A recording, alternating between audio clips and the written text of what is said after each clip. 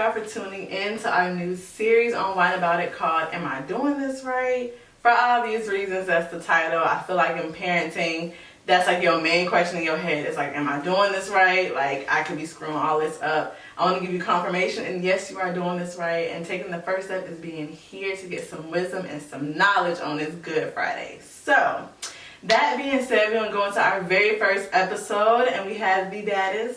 My mama is here, y'all. And we're going to talk about motherhood. We're going to talk about my mom also being a Mimi. So, grandma's tuned in too. And we're really going to get into that for this episode. So, mommy, tell us who you are. Tell us how many kids you have. And tell us a misconception that you don't like about parenthood.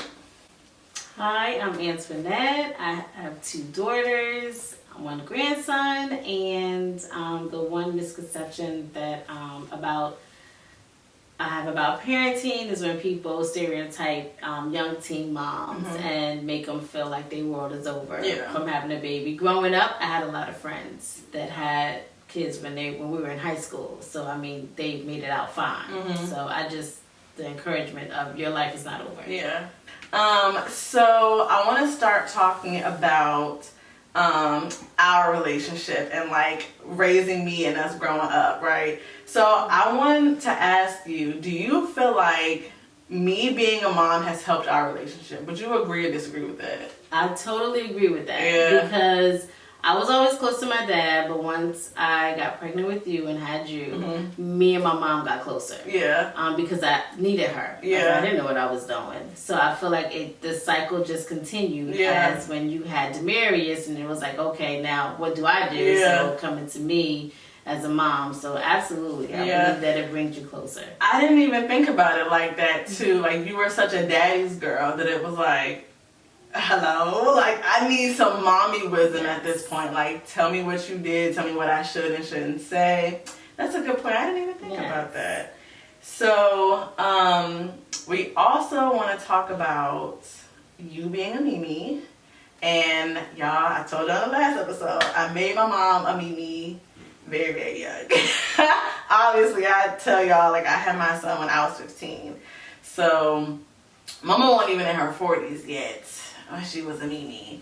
And so we also want to give some advice and talk to grandmothers out there too, because I feel like while there aren't always groups for like my son's age moms, there's also like, there's no grandma group, like there's no like Mimi support system. So it's like, who do you reach out to when you like, I have questions, like this is my first time doing this, I can't even imagine what that feels like to be like, okay, now I gotta switch into grandma mode. Like, what does that look like? You know what I mean? So again, going back to the time and age now.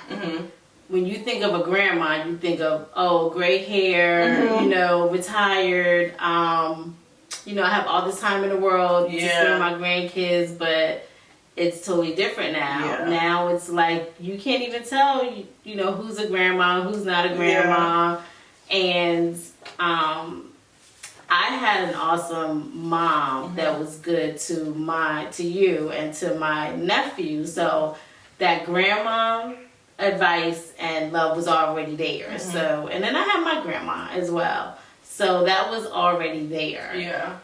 But nowadays it's just, you can't really say, you're a grandma, and I did not want to be called grandma. Let's just make that clear, because that's what I thought about. I don't have gray hair, I'm not retired, I'm still working, I'm still young. Yeah. But at the same time, it's like, but initially you are a grandmother. Yeah. And to me, grand, the word, is on another level and a dimension of wisdom and love and motherly. Yeah. So the grand, I had to turn it around and look at it in a whole different way and not just looking at it as being like an elderly lady, but as the wisdom. That's really dope. I didn't even think about that like that either. But she definitely was dead set on not being called grandma. I don't even think we decided on a grandma name until he was here, because every name we found she did not like. She didn't like anything. And it was like, what he gonna call you, girl? What is his baby gonna call you? The baby is here. What is the baby gonna call you? And she heard someone else say Mimi, which I want to point out, I gave you Mimi as an option. She was like, I don't like that. She did. I don't like that. And then she heard somebody else say it, and she was like, I mean, I kind of like it. And I was like, what? So yeah, she is definitely Mimi. So we team Mimi over here. I called my grandma, and I was her second grandchild, so she wasn't even that much older either. And then Kaylin used to call grandma Nana, which she made up. So kids need to be, you gotta let the kids get in there and decide what they want to call you, because that's what it is. Because even with Demarius, he was supposed to call grandma Gigi, because that's his great grandma. He was like, no, I'm stealing Kaylin's name for you. He did. And completely took that over. So, well, what advice or words of wisdom would you give a new grandma? The advice that I would give them is allow that mother to make mistakes, allow that mother to use her knowledge and her skills in raising that child, and just being there for the support. Not so much of you better do this or you're doing that wrong, or don't say that or don't do that, because the bond between a mother and a child, no one can break that, because at the end of the day, it's y'all two. Right. I mean, at the end of the day, it was always me and Jaida. Right. So it's to that point where the support is good, and then you can always give wisdom advice, but at the same time, it's like you have to let them go through it and make mistakes and learn for themselves. It's so funny you say that, because one thing I've always been like super grateful for is that you don't interfere in me and Demarius' relationship. Never had. Like, you've never been like, oh, you better and you even though she is very team Demarius. Like, if we're both talking, she don't hear me. She hear him. I don't exist. So she is team Demarius and he is team Mimi, which is fine. But she has never interfered in our relationship. Like, even if I'm wrong, if he's wrong, we'll have a conversation about it, but like, she does not like interfere or like step in and take over with that, which is so funny, because that was my next point. Like, I wanted to talk about how you don't interfere with me and Demarius' relationship. You allow me to be a mom, and then, you know, when I'm wrong, I'll be like, okay, we could have handled that differently. But and when I'm right, you'll be like, oh yeah, like I did the same thing with you, or you know what, I didn't even think about that. Like, that's a good point, Jade. I'm glad you're doing that with him and talking to him. Prime example, we were out of town, and Demarius went on my credit card with Robux. Do you remember that? Yes. We was in New Jersey. Yes. And I was on fire.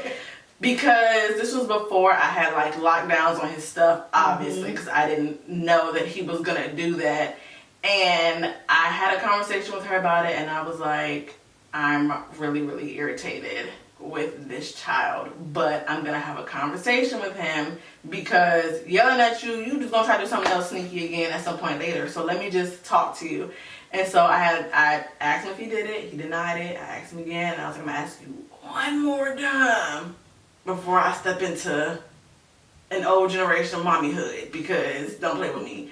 And he was like, yeah, but you kept saying no, and I just really wanted Robux. And so I was able to use it as a lesson, because I was like, I do always tell you no when you want this little $5 thing, and it's not that big of a deal. But maybe because my mind is somewhere else, I'm not even thinking about it. And so I was like, you know what? Let's make a deal. Like, when you want Robux or something, like, let's talk about it. Like, let me see what the paycheck looks like. But let me see where we are with things, and like, you know, like, you're a good kid, you get good grades, like, why am I saying no? Like, it was really a time for me to like step back and like really just look at myself and just be like, okay, well, that's why he did it. So I'm glad we had that conversation, but I did talk to my mom about it, and she was like, you know, I'm so glad you talked to him and you really like sat him down, because I didn't want him getting in trouble, but like what he did was wrong, so we need to talk about it. So that was just an example of like, she didn't interfere, because we all were in the same rooms, like we all were there, but we were very much like, these are the rules, this is the conversation we're gonna have, and this is how we can like build and grow from this later on. So that was one thing I really thought about too. So that's really good. And then you have to allow that respect. Yeah. Between a parent and a child. Yeah. That have to be there. Like, the child have to respect the mom, the parent, and then the parent have to respect the child as well. So when you do conversate and open up that conversation, let them know what's going on. Yeah. And then that allows that to be there, which, you know, you have to let them find out for themselves. Agree. I agree. So we're going to run it back a little bit before grandmamahood. We're going to take it back to mommyhood. So you guys know that I was a teen mom and I had my son, but my mom was a young mom. She was not a teen. She was in college when she had me. So our circumstances are completely different, obviously. The whole situation was completely different. So how we grew up was also very different, like, you know, raising the kids and everything. So I know you said one misconception you hate is that, like, with being a teen mom, everybody's like, oh my gosh, your life is over. It's the end of the world, zombie apocalypse. But you grew up around so many teen moms and you were there to help them and, you know, learn lessons from them and things like that. So what's a piece of advice or some words of wisdom you would give a young or a teen mom?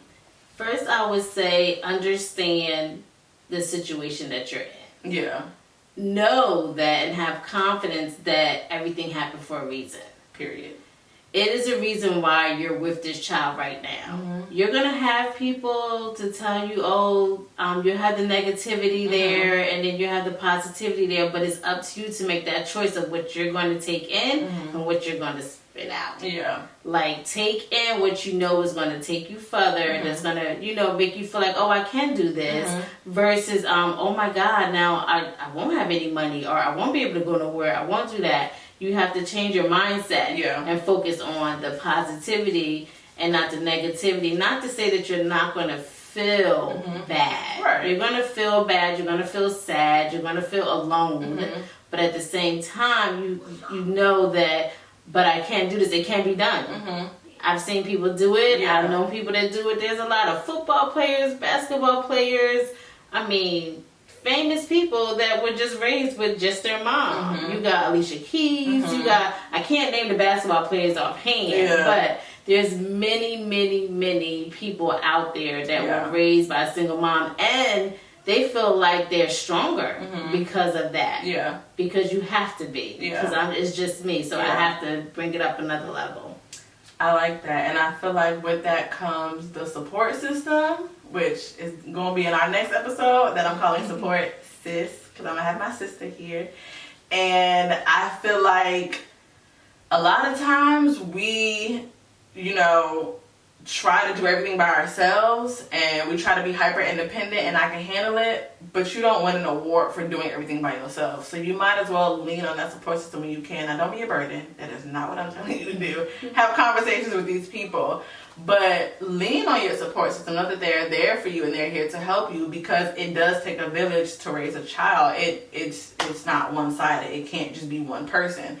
And one thing I wanted to talk about with that was I had a conversation recently with my therapist and I realized that I was pushing my own narrative on my kid and I didn't even realize that. Not necessarily pushing it on him, but the idea of what I wanted for him, right? Like in my mind, I was like, he ain't got no daddy and I don't know what to do. And he's 10 now and every black man that comes to his life leaves and I can't do this no more. And my therapist was like, well, Jaida, have you had this conversation with him? And I was like, well, yeah. Like, over the years, I'm always like, does it bother you that your dad's not here? Like, are you okay? Like, how do you feel about that? And he'd be like, I mean, I'm fine. Like, I'm good. And I'm like, are you sure? Like, are you okay? You can talk to me. And he really just be like, it's fine. Now, you know, as he gets older, things may change with that. But in my mind, it's always just been this piece missing. And like, you're missing something that I can't give you. And I feel bad about it. And I was really able to change my perspective. And my therapist was like, well, if he's saying he ain't missing nothing, what are you worried about? And I was like, well, I want him to have a dad, the things I can't teach him. Like, I want him to be able to, like, I don't know. And she was like, that's my point. Like, this baby has so much love around him. Like, he's always with your mom and with your sister and with his other family. And, like, he has friends now that are in the neighborhood and close by. And, like, what are we talking about? And I was like, you got my point. We have a strong support system here. And I had to really be like, you know what? Let me stop trying to push what I want for you on you and just allow things to happen. Allow God to be God. Let me just take myself out of it. And that was one situation I realized I was really putting myself into. Like, I was taking it on myself and I didn't need to be doing that.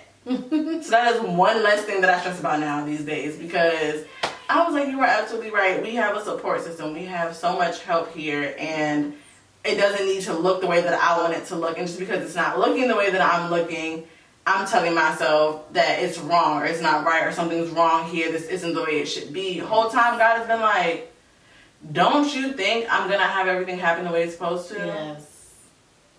And I'm like, you're right.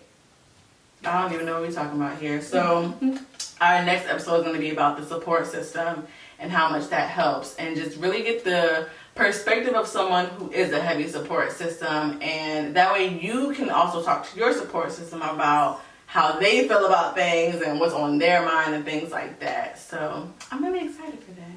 So another topic I want to talk about is also how you should be mindful of how different your background is from your parents. And I mean that in the sense of like, my dad was not very active in my life when I was younger, but that's my homie now, we good. But that's a video for another day. But how my mom grew up straight daddy's girl. And when I say complete opposite, baby, she grew up with both parents in the household. Yes. The youngest sibling of like 5. 7. Oh my God. My mom was 5. I'm not bad. I'm missing people. The youngest of 7, and was the definition. If you look up the word spoiled, you would have found her right there. Got everything she wanted and desired in life, and was a straight up daddy's girl her entire life. I literally cannot relate. Like I said, my childhood was the complete opposite, and so I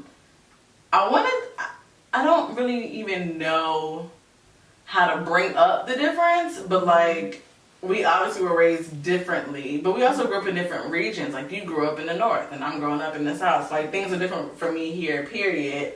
But like, I feel like from my perspective, being raised by a daddy's girl and the youngest and super spoiled, like you just see how different things are. Like, I feel like I am hyper independent. I'm gonna get it on my own. I got it on my own. I can do it all by myself. And my mom was more so like, can you help me? Yes. I'm into it. Why can't you just do it? You're not gonna do it for me? Right. And so I've definitely been able to see the difference in like how we grew up, because the regions were different. Our parenting styles are different. I'm obviously in a different generation of things. And like, you grew up with 2 parents in the house, and I didn't have that. So I feel like with that, if there's anything that I'm gonna say is like, give your parents grace too as they become grandparents. Give your parents grace in having that relationship with you, or trying to help and heal that relationship. Because I feel like we're definitely a lot closer than we were before. Because baby, when I was a teenager. And it's so funny because they also say no siblings have the same parents, and her relationship with my baby sis is completely different from the relationship that we had together. And it's so crazy how people see people differently. And I just saw a TikTok about that, but it was saying how you trigger different things in your parents, and that's why every relationship is different. And I know with triggers comes like a place in you that needs to be healed, and sometimes it's like, what do I need to work on to be able to like be that better parent? And so being a single parent is kind of like, all of that is on you. All of that is on you. Like, every day you leave the house, you come home, it's me here. When you need help with homework, it's me here. When you need to take a bath and I gotta clean the tub, or he gonna clean the tub because he's older now, but when they're little, I gotta do that. When you need dinner, I gotta do that. When you gotta go to soccer practice and ballet recital, like, it's all on me. It's all on one person. And that can become a lot, you know? So it's just like, give yourself grace, give other people grace when it comes to like observing, parenting, and the people that are trying to help you in your support system. But overall, I really want to encourage you guys, because like I said, our relationship is so much closer. We're closer. So if you have questions about some things we went through, we can always bring her back and get into that on a whole new episode. But I really want to focus on, just the mommyhood of things, and how we were raised differently, and how things were just different for us growing up. But is there anything you want to say about like growing up, or? What I want to say is like, piggybacking off what you said about the different relationships you have with your kids. And that goes all into your upbringing Yeah. and you know, and how you were raised. And as a parent, you just have to learn how to embrace the different unique ways of your children. Yeah. And I always say to everyone, Jada's my lion, Kayla's my lamb. There's nothing bad about that. Yeah. It's just that you have to learn how to handle your kids in different ways once you realize how they are. Like, I can get up in Jada's face. Yeah. You know, and she'd be like, but Kaylin is like, if I try to get up in her face, it's like the sensitivity is there, and then she might, you know, start crying, but it's nothing bad. It's just the way that they're made. Yeah. So learn to embrace your children, different characteristics. Learn to embrace your child's the way that their mindset is and how, you know, the person that they're growing into. Yeah. You know, embrace and ask God to help you and lead you and guide you on how to handle them, how to season your tongue to say what to say at the right time and the tone to say it. Yeah. You know, at the same time, it's like it goes back to the respect. It goes back to,